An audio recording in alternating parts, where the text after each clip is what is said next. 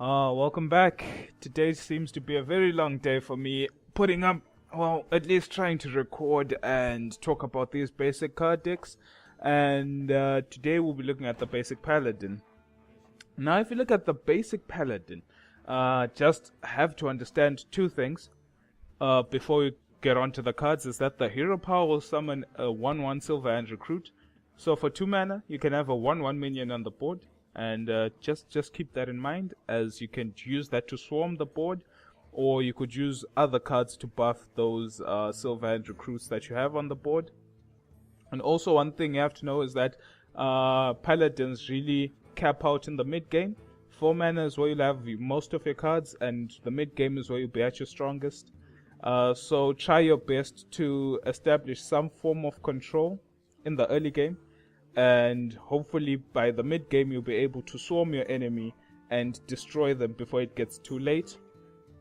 And hopefully, if it does get too late, you'd have had the advantage the whole time in terms of having a life lead and a minion lead on the board, and hopefully you use that to secure the game for you. But if you don't have a good mid game, chances are you might lose that game, as 4 mana minions might not be enough. And most of the 4 mana cards are not actually minions, some of them are spells and weapons, so keep that in mind. So here we go. First card we'll be looking at is Hand of Protection, and this is a 1 mana card, and we'll have 2 of these, and it gives a minion Divine Shield.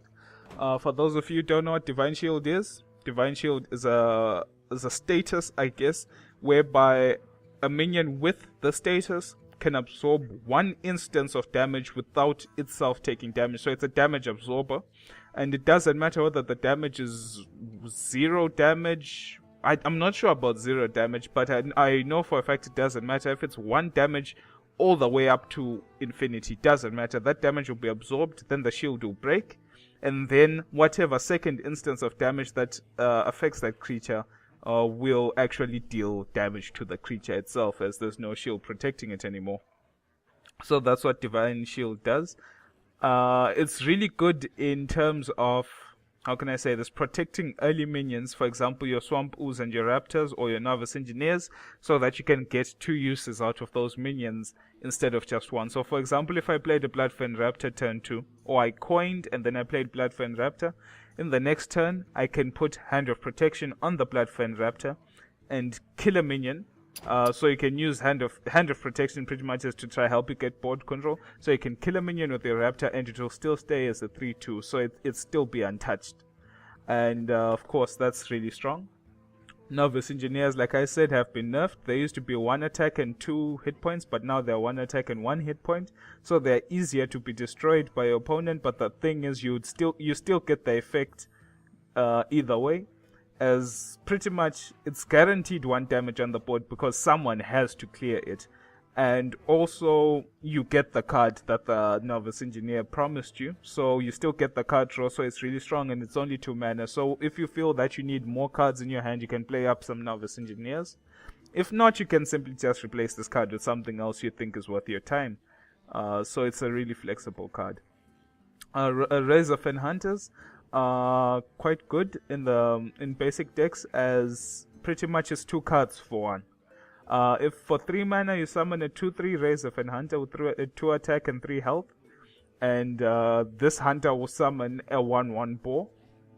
So that will be a second minion on the board that your player has to deal with, and you could Divine Shield the boar, you can Divine Shield the hunter, and pretty much you get about 3 uses of these cards, as the enemy has to clear the boar, or the boar will trade with something else.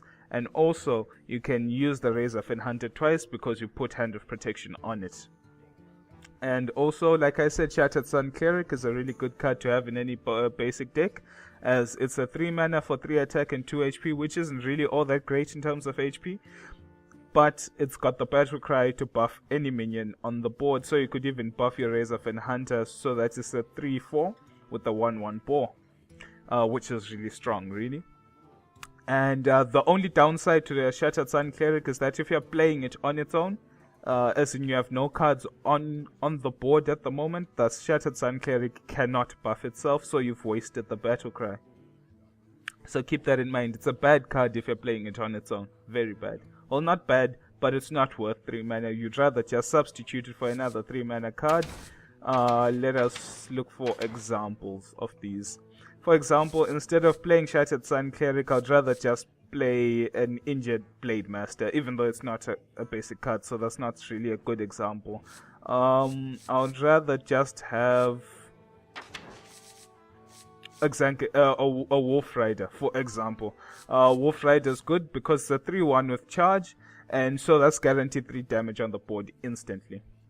And of course you can put Divine Shield on the Wolf Rider, therefore it can hopefully get 2 or 3 uses off before it dies, which is really strong. So you could consider, if you're not really happy with the Shattered Sun Cleric, you could consider the Wolf Rider in this basic Paladin deck. The next card we'll be looking at is True Silver Champion. True Silver Champion is one of the Paladin's weapons.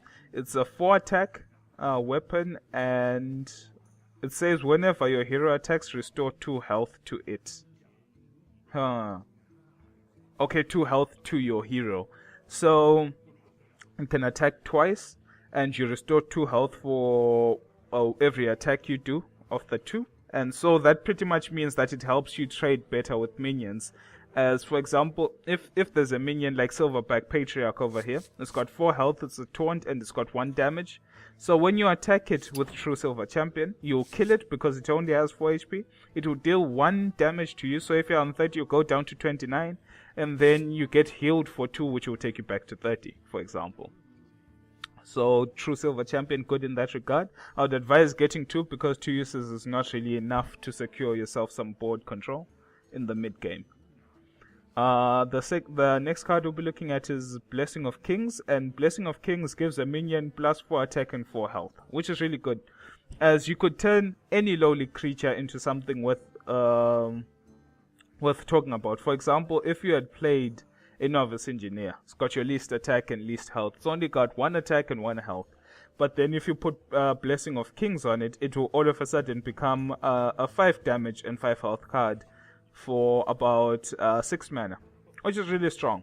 But you wouldn't really want to use it on your Novice Engineer. You would want to use it on something bigger. So for example, if you used it on Stormwind Champion, it would become a 10 attack and 10 hit points. So which is really strong. It's a really good buffing card to use, Blessing of Kings. That's why you'd want 2 of those. It's only 4 mana. You could potentially use it twice in a game anyway. Now, Consecration is your AoE spell that you need. You need AoE in this game to deal with any rushdown decks. You do not want the opposing player to have more minions on the board than you, because that means he can control your actions and rush you down and clear your minions and leave you with nothing in a disadvantage. So Consecration does 2 damage to all enemy minions. You need 2 of those just in case they're high HP minions. You want to deal the 4 damage instead. Worth 8 mana though, so keep that in mind. Hammer of Wrath is a good it's a good spell to deal with the bigger creatures. So for example, if the guy plays a Chillwind Yeti and you have a Blood Razorfen Hunter, for example, you can throw the hammer at the Yeti, and then the Yeti will go down from 5 HP to 2 HP. And then you can finish it off with the Razorfen Hunter, which would be a more effective trade for you. So it helps you make trades that much better by lowering their HP by 3. And then you get to draw a card. And like I said, card draw, really strong. The more cards you have in your hand, the more options you have to do with your opponent. And hopefully it should help you extend your lead if you have one, or claw yourself back if you're at a disadvantage. Chillwind Yeti, good card all across the board.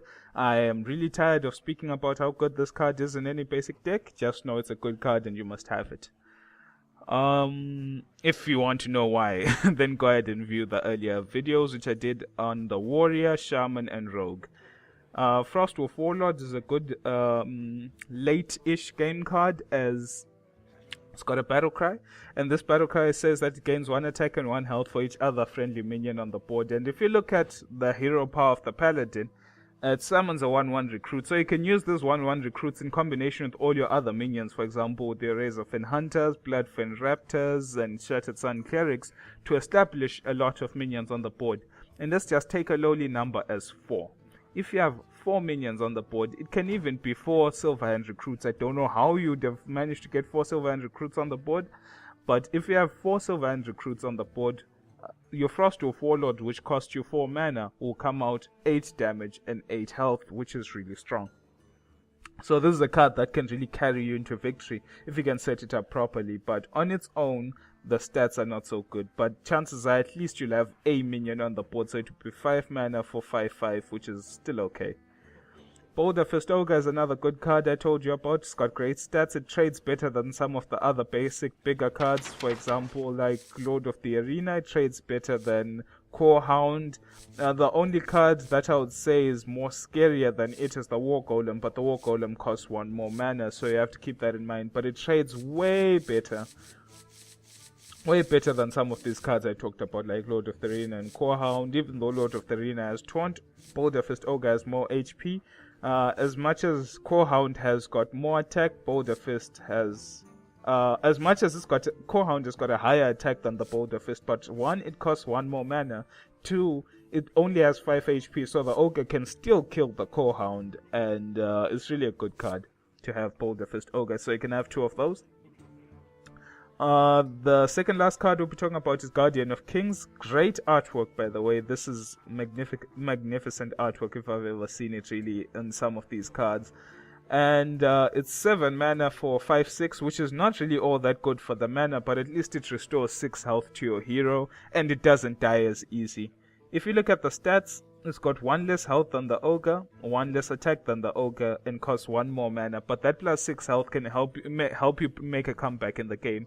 If you can play 1 on 1 turn, that's 6 health. Play another one, maybe 2 turns down on the line, that's another 6 health. So that's 12 health maybe you could have lost, that's regained by playing Guardian of Kings, which has got decent stats. 6 health is something to worry about in a game. And you can buff it with the next card we'll be talking about, which is Stormwind Champion, which is give your other minions +1 attack and +1 health. So the more minions you have, the more minions you buff. And also another thing that makes Guardian of Kings really good is that you can use Blessing of Kings to give it 4 damage and 4 health. Then it becomes a 9/10, which restores 6 health to your hero when you play it, which is really good. So this is, personally, I believe, the best basic Paladin deck you can have.